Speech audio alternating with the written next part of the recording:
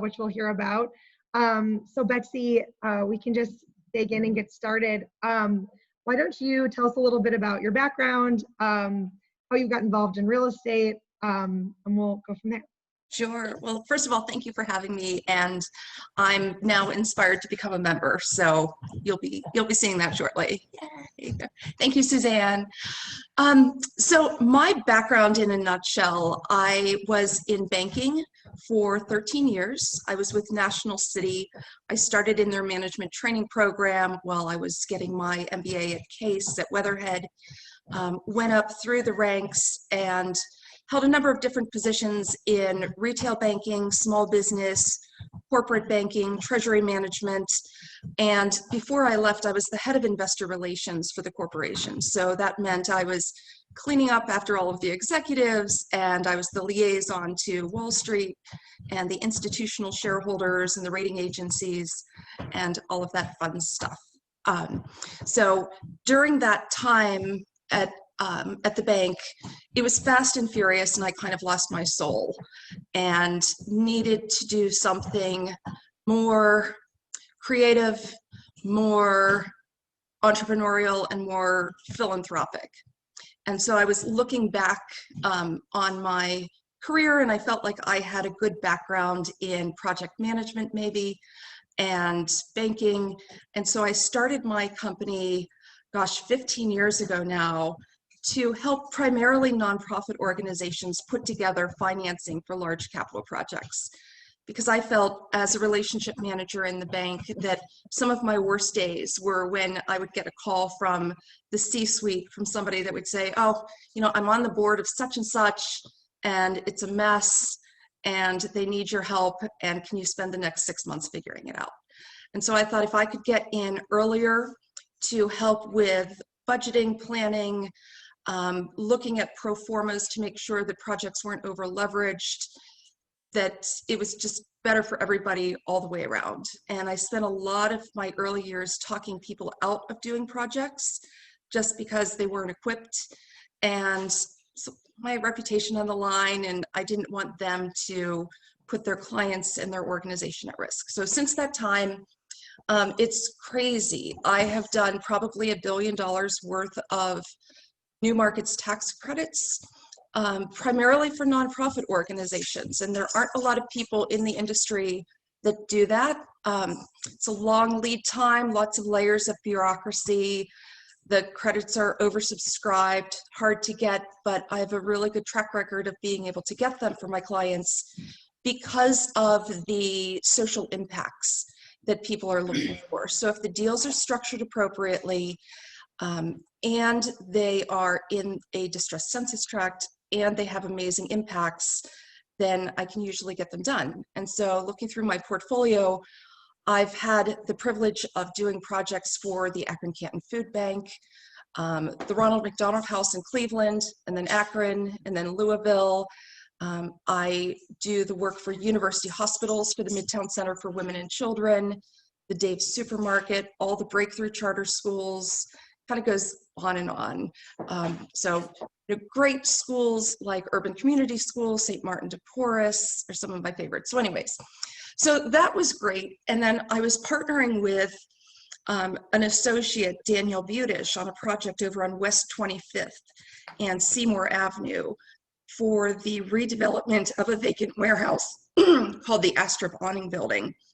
And I don't normally work for for-profit developers because I'm a single mom and I have a 13-year-old daughter, and I'd rather spend time with her, like doing homework and hanging out while she still likes me, than working, putting together like something for a for-profit guy.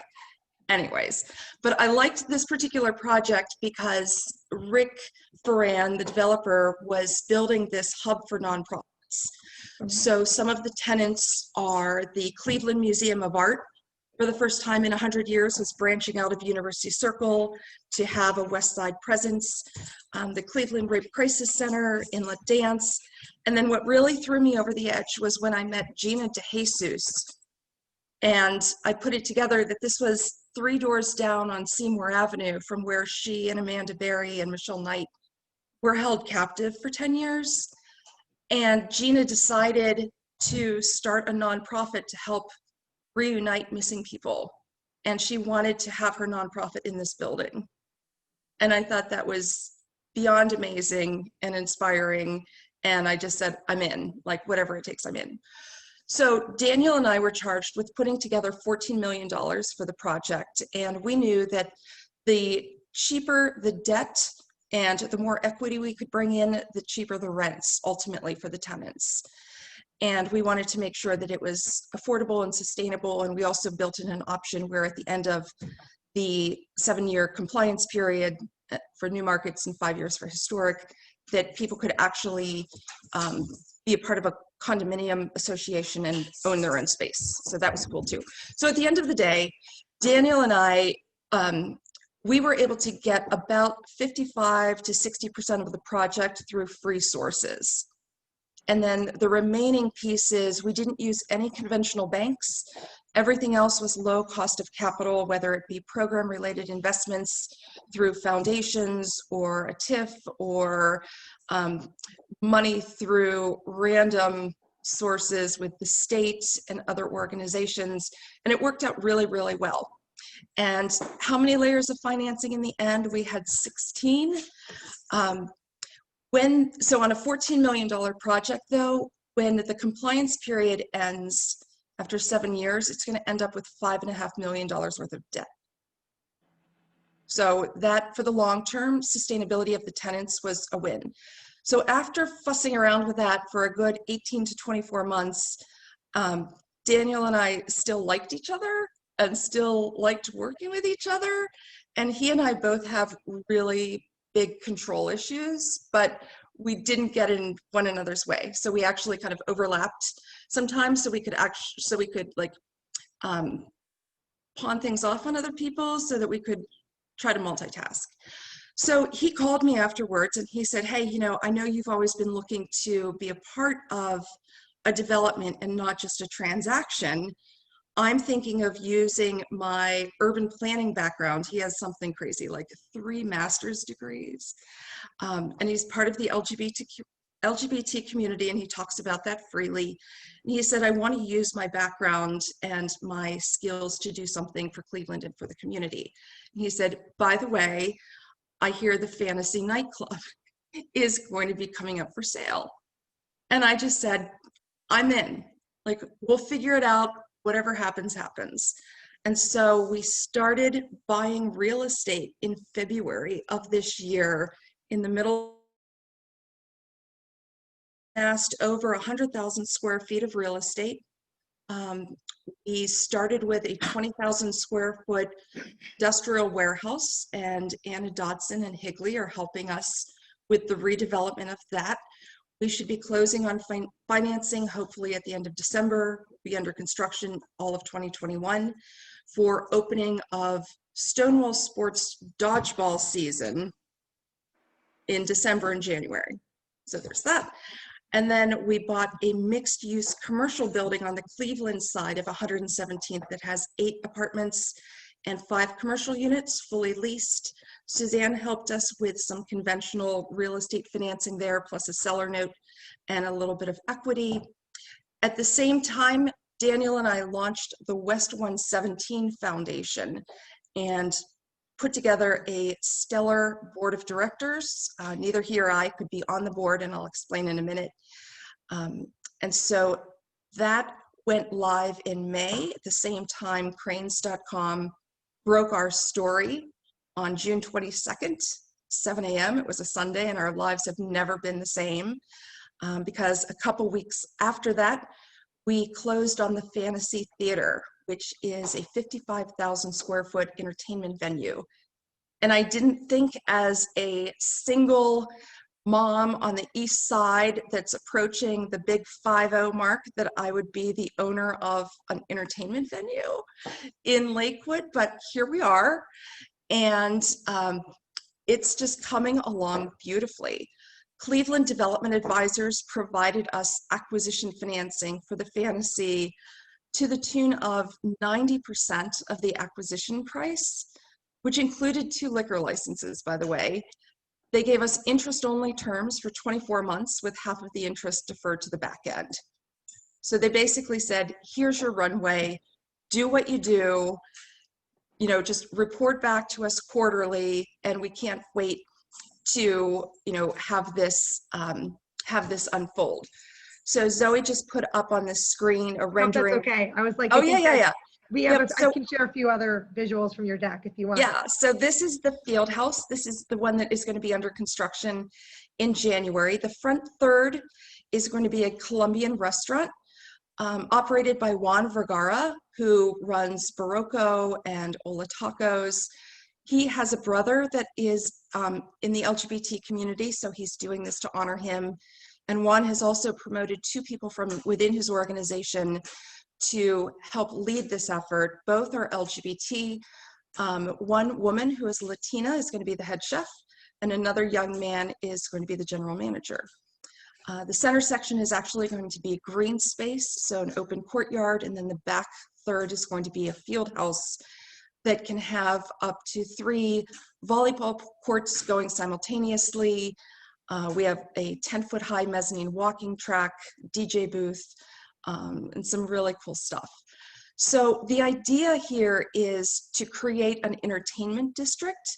So we're not in competition at all with Phyllis Harris from the LGBT Center at West 65th in Detroit. In fact, she was just out visiting the site with us. We use her as an advisor. She's an advocate. We're raising money from sources that the center wouldn't even think to raise money from. For instance, when our story broke, one of the first calls we got was from Tito's Vodka, asking if they could be the official vodka sponsor for the whole development, and they're talking about an annual 6-figure gift just for that. So we're able to put sponsorships like that into the foundation and then have the board prioritize what they want to see happen and then direct the philanthropy throughout. And so one of the ways that the philanthropy is helping to support the uniqueness of the project is that each of these individual real estate components is financed separately. And so none of them are dependent on philanthropy. And all of them are interrelated, but none of them are interdependent on other elements of the neighborhood. And when we look at, for instance, the mixed-use building that has the 8 apartments, one of those leases is coming up at the end of September, and we could put it on the market, $600 a month. It's a 2-bedroom, 1,200 square foot apartment. We could, bring in market rate without a problem. But what we'd like to do is we were contacted by a woman who has a daughter that is transgender and a person of color and can afford $400 a month. And so Daniel and I will approach the foundation and ask if the foundation will consider underwriting $200 a month for the term of the lease. And then all of a sudden, the project gets really interesting. So we're talking to other tenants like Colors Plus that runs a youth clubhouse. They were out touring last night. We would like to help them with some of the tenant build out to make a really spectacular drop-in center for LGBT youth. We also just had an LOI signed by Gabby Sweetlime Tailoring. She works with the LGBT and specializes with the trans community on tailoring. She is going to have some retail space in the front of the Fantasy Theater, and she's looking to hire an apprentice. And so we would love to be able to figure out what that looks like, possibly asking the foundation to help support that. We just brought on, through the foundation, the former executive director of the Kent State University Foundation, Steve Sakani, and he's fantastic. And can't wait to see what he can do for us. And it gives us a little bit of breathing room. But we have so many tenants right now. We have purchase offers out on other buildings right now. So we're looking to do something for a well-known company in Lakewood that is a furniture store. We have a couple of dance studios. We have 2 theater groups that are going to be in residence. in the fantasy. I mean, it goes on and on. We're hoping to partner with the AIDS Health Foundation to put up a pharmacy for them, and then potentially a large health clinic and surgery center for one of the local health systems. And I'll stop there because there are probably some questions at this point. I'm just going to pull up your map really quick so people can, and show some of these things from your deck to give people kind of a visual of like what you guys are going for. I think there's so much cool stuff in here. So let me pull up your map to kind of show, it's an impressive footprint. And when you drive by, I think it's down, when you drive by this area now, you realize that there is so much potential. So it's really cool to think that there's going to be so much new life here. Right. One of the questions that I have for you is, did you guys look, I mean, this seems like a very unique project. Did you guys look at any examples in other cities for inspiration? So there really are no other neighborhoods like this that have been built from the bottom up. There are a couple of neighborhoods in Chicago or DC or Philadelphia that have been kind of the center of gravity for the LGBT community, but Cleveland really hasn't had that. And I've been in Cleveland for 25 years, and I've noticed a lot of outmigration just because there isn't that center of entertainment. The community lost Bounce a couple of years ago, which was the last LGBT-owned nightclub. There are some other friendly assets, restaurants and bars, but nothing that has been built exclusively for the LGBT community in mind. And we're looking to range, to cover all races, all gender identities, ages from youth programming through seniors. And since we're starting from the beginning, we can really do it right the first time, including having the foundation and also a hiring committee to help us eliminate bias in hiring so that when people come to these spaces, they can see themselves reflected back. But we always kind of knew that Lakewood was the place to be. And this intersection of West 117th and Detroit was perfect because it's primarily commercial and industrial, so we don't have to worry about noise complaints from the neighbors. There were a lot of vacant properties that we started picking off. Other speculative investors are in there now. So we had to make a couple quick moves, paying cash and then refinancing. And we're actually going to be moving down Detroit. We have a purchase offer out on a building that is going to be the new home for the B. Riley Sober House. And this is an organization that is a addiction recovery center for the LGBT community. And they currently operate out of 4 single-family homes. And they have about 36 patients crammed into those homes. And so by renovating this commercial building, we're going to be able to have about 40 to 45 beds, all of the treatment facilities, group counseling, community dining, commercial kitchen, all under one roof. And so Daniel and I can be the landlord, allow B. Riley House to do what they do, which is just to help people heal and get better. And when they progress to independent living, they can walk down the street and get a job with us. I could add one thing to the backdrop of part of this motivation for Daniel is many people might say, why do we need this? Why do we need a special anything? Because the world is pretty accommodating and the general public is about 70% welcoming of the LGBTQ community, except our laws are not. So a transgender person could walk into a privately owned pharmacy and be denied services. So having a pharmacy that welcomes this community is huge. State law in Ohio allows discrimination on the basis of living, apartments, buying and selling homes, financing, and services. So this is hugely critical for people to be able to live equally and have services equally amongst the rest of the residents. So thank you, Betsy, for this. One of the smaller elements of the project is a coffee shop that will be employee owned. And I hear about once a week how difficult it is for people that are transgender to get jobs. So my vision is, let's start this small coffee shop. The two gentlemen that own Vuillemots down on Madison are helping us put this together. But the idea that if we're able to hire somebody that is transgender to work in the shop, that on day one, they're an owner.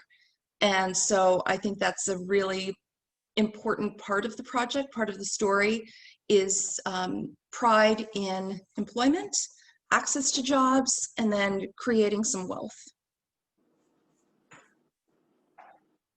See, it seems like it's so exciting to hear about all this happening, especially during COVID when we're so worried about projects being delayed. It seems like you're still like going at like full steam. Yeah. Have there been any challenges or hurdles that have been specific to the COVID climate? Or like, how has that been going for you guys? And when do you think you'll deliver the first, some of the first phases of this project? Sure. So COVID has actually been a blessing in disguise, because when we first acquired the Fieldhouse building, it was in February, and Pride in Cleveland was scheduled for the first weekend of June 6th. And we were going to partner with Phyllis Harris in the center and be the official after party. And we were running around like crazy people trying to figure out how to get a certificate of occupancy, to use this building. What did we need to go through, planning and board reviews? And it was awful. And then you layer in, the county health department and so when Pride was postponed, then postponed again, it actually took some pressure off of us. And so we weren't focusing on trying to be ready for a particular event. We could just focus on the development side of things and work very systematically through the Architectural Board of Review, which we passed on the first time through, amazingly. It was through a Zoom meeting, and the group that was presenting to the review board had been in front of the committee for 2 years. And when we went, we got pushed through in the first time through. And they just said, we love what you're doing, just keep going. And the same thing happened with the City Planning Commission. They said, look, we love what you're doing. We're going to figure out parking and ride share. And, Daniel and I want to incent people not to drive, just from a safety standpoint. So we were able to get through the Planning Commission on the first time as well. So, COVID has been, it's been a challenge, but it's actually given us some time to do things very thoughtfully and not to be distracted by these false deadlines, I would say. And so the last part of your question, Zoe, was, so we're looking to be under construction with the Fieldhouse in January of 2021 through the year. And then we would have a certificate of occupancy in December to be ready to roll in January. And so hopefully by that point, COVID will have run its course. And either way, we're set up so that social distancing is a part of everything that we do. The projections that we've put together with the pro forma, especially on the restaurant space, are very, very conservative. We looked at the seating capacity, and then we cut it in half, and then we cut it in half again. Just to be as conservative as possible. Smart. I want to take note, and I want this group to come out for a tour when you, yes. So everyone remember, Betsy will remind you, we would love to come out and see it in person. And in full disclosure, Suzanne is on the board of the West 117 Foundation. She was the first person that we asked. Yay. And she said, yes. Are you able to mention the other folks on the board? Sure. So Lauren Tatum is a entrepreneur, an artist who has a studio at West 78th Street Studio. She's on the board, as is Dan O'Malley, the president of the Lakewood City Council. He's a non-voting member. and then also Isla Atkins, who is an attorney with Progressive. And Suzanne, was Philip voted on? He is, but we have to get the board expectations set before we formally invite him, but he will be. Okay, so we also have an attorney from Squire Patton Boggs that should be joining the foundation as well, and he's going to be helping us with some of the mechanics of what an employee-owned organization looks like, how to set that up, and going through. So it's been pretty cool. So those are the members right now. I think the board has a target of 7 to 9 board members in total. So there's room for some additional energy and talent. So it sounds like you have received a ton of support from the community, people reaching out to you. Every day. Is there anything that you need from the community or from this group to be supportive? You know, we have so many projects rolling simultaneously. It's great to know where there are some other resources. For instance, we started using a broker from Howard Hanna just because, well, this is Daniel's strategy. We needed to get in on the fantasy with the family that owned the building since the 60s. And so we hired as a broker, their broker. And then she helped us with a couple of other pieces of real estate. We were also doing a couple of things without a broker, but it's just nice to have that support and people that are looking, not solely helping us buy properties, but just to make us aware of what's available in the market. So for instance, this B. Riley Sober House, when we met with the executive director and we talked about consolidating his 4 houses into one, this was all able to work because we had just heard from another broker that this commercial site was going to be coming online. And so we were able to jump on that. So I would say, you know, to the extent that there are people within this group that we could plug into different projects, whether it be brokers or an architect, Sally.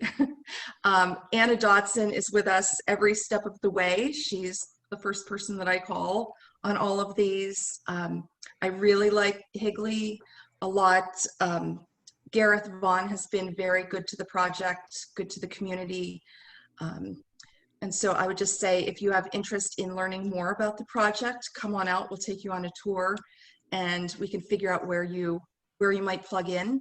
I'm sure there's going to be more development, infill development as things start happening in the neighborhood. So if it's not me and Daniel doing the actual work, it will be other people that are looking at some spaces just to take advantage of the concept of massing.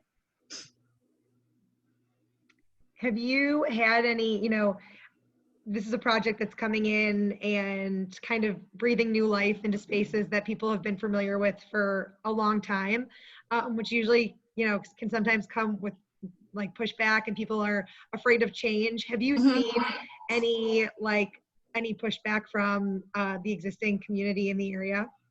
So just the opposite. Some of the main questions we get are you keeping the ships in the fantasy nightclub? So if you've ever been there, they're just kind of part of the whole feel. And of course, we're keeping those. The other thing that we hear is there's one of the venues is called the Chamber, which has a built-in following, kind of a goth community. And evidently there's a petition being circulated to try to persuade me and Daniel to keep it as such, but what people don't realize is we are. And so once we get the petition, we'll be happy to tell them that we've heard them, and of course we will accommodate. But other than that, people are just excited to see something happening with the fantasy. The other people that were bidding on the project were developers that were going to tear it down to build condos. So we were talking to the family and appealing to the mother of the DeFrasia family, who is in her mid-80s, whose husband did a lot of the work in the theater. And we started the process of putting the building on the National Register. And we said, look, you know, She's a beauty, and we've got to keep her, and we're going to make her more relevant and more functional and safer and more inclusive. And it's a great, I mean, everybody knows the fantasy, and it's a great landmark in Cleveland and Lakewood. And so it just made a lot of sense. But we really haven't received any negative press, any negative publicity. And when we went public with cranes.com, we then got picked up and interviewed by freshwater.com and scene.com and Cleveland Magazine. Last month, we were in their print edition. The Plain Dealer a couple of times. We were being interviewed by Channel 5 when all of a sudden Channel 8 just showed up with their camera crew. So we were on both of those channels. We also got picked up by MSN, and Spectrum News has their own captive cable channel. They interviewed us, and that has been trending as well. Then I was on Gay Waves Radio through Case Western. It just keeps going.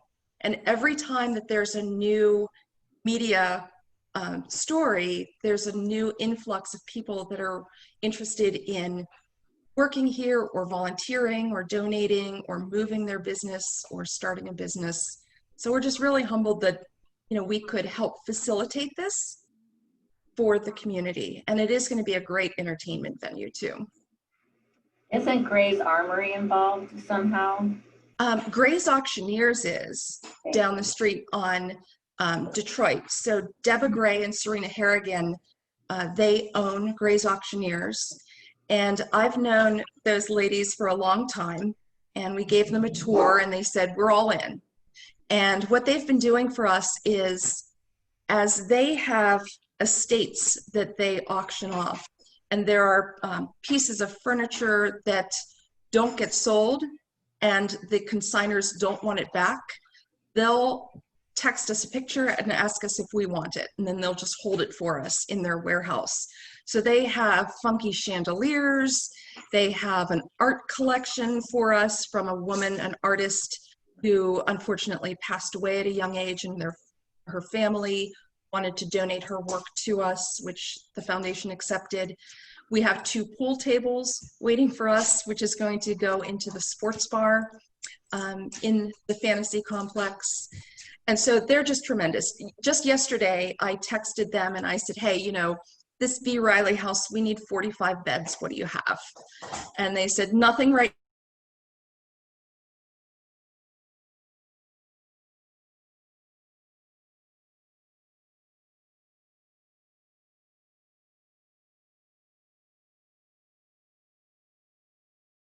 Couple that when they travel to Florida, that they just feel that they can be more authentic and open walking around in public. And they've said, you know, in Cleveland, we can't walk around holding hands. And they're really looking forward to the neighborhood just to be able to have fun and be free and just to be their authentic selves. And that makes me feel good. Love, like, all of this is cool. All of this is awesome. So it's bananas though. It's so much happening so fast and without having any pushback. And, you know, we're waiting for our 501c3 designation from the foundation. We've got grants that are queuing up through the donor advised side that they can't disperse them until we actually get the notice from the IRS, and it can't happen fast enough. So, you know, it's a good problem. Not to change topics too much, because I don't want, if anyone has a question about this project, I want them to ask it. But I'm just curious, in your personal life, how you achieve balance. And, you know, you mentioned you're a mother. Like, how do you do it? So it's not easy. And what I tell my daughter is, we will not miss any commitments, but it won't be pretty. So she just has to understand that, you know, we may have a friend of the family picking her up from school, taking her to her flute lesson, and then I'll pick her up afterwards, and we, you know, do Uber Eats for dinner. So it's not the ideal situation, but we get it done. you know, she's a well-rounded kid. We love to travel. We haven't been able to travel together, but I think, you know, the toughest thing is just the driving. I live in Geauga County, and so every time I head out to Lakewood, it's a 2-hour commute commitment, and I can hear my emails stacking up, you know, as I'm driving, and it makes me kind of crazy. But that works. And then the other thing that has been a little bit of a challenge, but we've worked through it, is we made the decision to foster a dog during the pandemic because our local humane society had to close. And so we signed up for an older dog that was a couch potato, and we ended up with a 4-month-old lab on April 2nd. And on day 2, right before the whole Paycheck Protection Act plan thing launched, our little puppy pulled my laptop onto the kitchen floor, shattered, and ate my hard drive. That's the toughest thing you have on your plate. Yes. That puppy. I know. It's like having another child. Just the, I mean, it's been a great distraction, don't get me wrong, but it's like one more thing that I wasn't planning on. So we try to make it all work. We've got the huge command center. We also set aside time during the week to do nothing, just so that we're not over-programmed. But, you know, I think from a work standpoint, I also have the company that I run, where I help nonprofits put together financing. And so, you know, we've got the Greater Cleveland Food Bank is doing a $40 million project. I'm helping Providence House build their new East Side location. I'm helping Bridgeway Academy in Columbus build a new school for children that are on the autism spectrum. The May Dugan Center is doing a renovation. So these are all tax credit deals that, you know, that I'm trying to help move along. It's a lot, but I feel good about it. Yeah, it's great stuff. Interesting, yeah, it's fun. Hey, Tammy. Hi, it's great stuff, and I love the fact that you're doing some really unique things in the community that the community needs, obviously, just based upon your comments about people not feeling comfortable in their own skin, really in the place that they call home. That to me is really impactful, and how creative, how you're approaching each of your projects so creatively with that people, with people in mind first, like even just bringing in this broker because there was already a relationship with the family in the building. That's beautiful to me. I mean, one of my main goals for this whole Lakewood project is to make sure that the youth in Greater Cleveland and Lakewood know about it, and whether they're part of the LGBT community or not, that they can come over and just have fun. And if there's ever a situation in one of these children's lives where perhaps they're not welcome at their own home, we want them to know to come over to this neighborhood because maybe they've played dodgeball here, to find the youth runaway shelter so that we can then hook them up with the social services, with some of the seniors that are going to be living there to help guide them through, to get them the mental health services that they need, the support services, if they need to get a job, education. So, you know, we're doing this for fun, for the kids, but also we want them to feel comfortable if they or one of their friends needs some very critical help.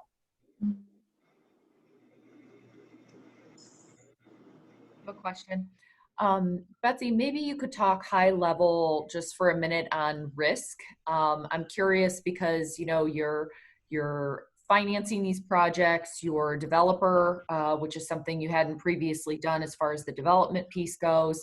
So, you know, for those of us who aren't investors but are inspired by these types of stories, how do you overcome the, I guess, fear that could come along with the risk in taking all of this on? Sure. Well, that's a great question. And I think the fact that we are financing each of these components individually is really important. So, and each of these elements has its own real estate holding company, so its own LLC, so we can kind of keep the risk in each of these different buckets. But anytime we take on a particular project or a tenant, it has to be able to cash flow. and it can't be dependent on philanthropy and things on the IFCOM. So when we looked, for instance, at the mixed use development on the Cleveland side of 117th, you know, just from a traditional standpoint, we know that it cash flows. We had the leases, we had the underwriting, you know, we had, you know, some very good bankers look at it and to help us think through some of the risks. And, you know, that's helpful too, you know, so we as developers aren't trying to argue with the banks, but really looking to them to say, look, you do this all day long too. What are you seeing? How should we structure this? Is this the right investment or maybe not now? And so everything has to work individually. So for instance, the sober home, all of the clients there get a stipend from Medicaid for rent. And so just by looking at the occupancy rates of this new facility and applying some vacancy rates, we're able to then understand what our revenue stream is and our net operating income. That then determines what our debt service coverage could look like and then what our budget is. So we're actually going backwards and not building something out to more than what the project itself can afford. Thank you. I'm glad to hear that since we have a loan. So this is such an exciting project to come to Cleveland, and I'm really excited to, you know, see it once it's all built out. So with all these components that you have and how each different space is divided to its own entity, how do you keep organized with the project, like internally, and maybe software and tools? What do you use for that? So one of the first things we did was we hired Stacy Bowen, who is an independent CPA. I brought her into a number of projects. For instance, when I did 2 new markets transactions for Urban Community School, I brought her in to help close on those financings and also to do all the reporting and the compliance during the 7-year compliance period.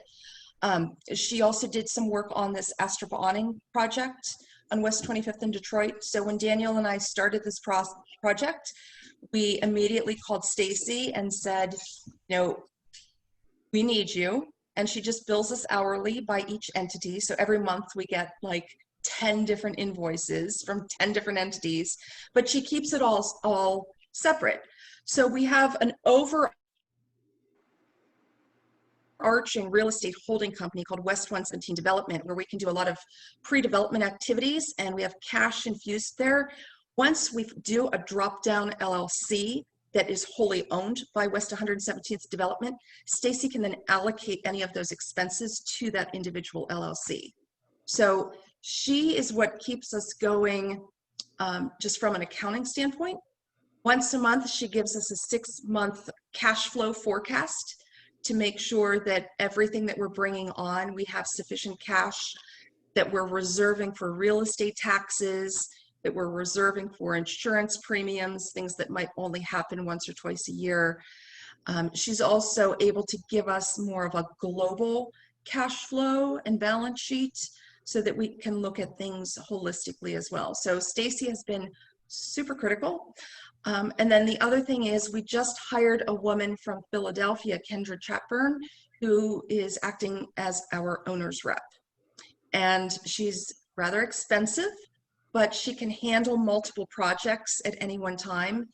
And it's been a blessing because I was getting so tired of hearing about structural engineer stuff and soil borings and environmental this, that, and the other thing. I was just like, I just want to talk to tenants, and I want to put the financing together, and I want to tell the story. Everything else, you know, is there somebody else that can do that can handle all the details and the timelines and the Gantt charts and all the Dropbox files? It's just kind of not where I want to be spending my time. I could do it, but it's just not a good use of our time. And that goes for Daniel as well. I mean, he's a people person. He's a relationship guy. He loves dabbling in, you know, creating spreadsheets for the pro formas and things like that. So it's a good mix. So we've got some great team members. We also have Lady J Martinez, who is a local drag queen, and actually she has her PhD in drag. She was our first hire. She's handling all of the community outreach, education, and programming. So she's been working with the LGBT Center and a lot of other organizations to make sure that they're aware of what we're doing, to make sure that people in the community know that we're available for questions or for input, and to be more inclusive too. So she's going out and bringing people into the project. We're not just waiting for people to come and ask us about it. We want a really diverse group of entertainers and tenants, and she's helping us find them, and also being very proactive, answering questions out in the community before anything would erupt on social media that we would then have to put out fires.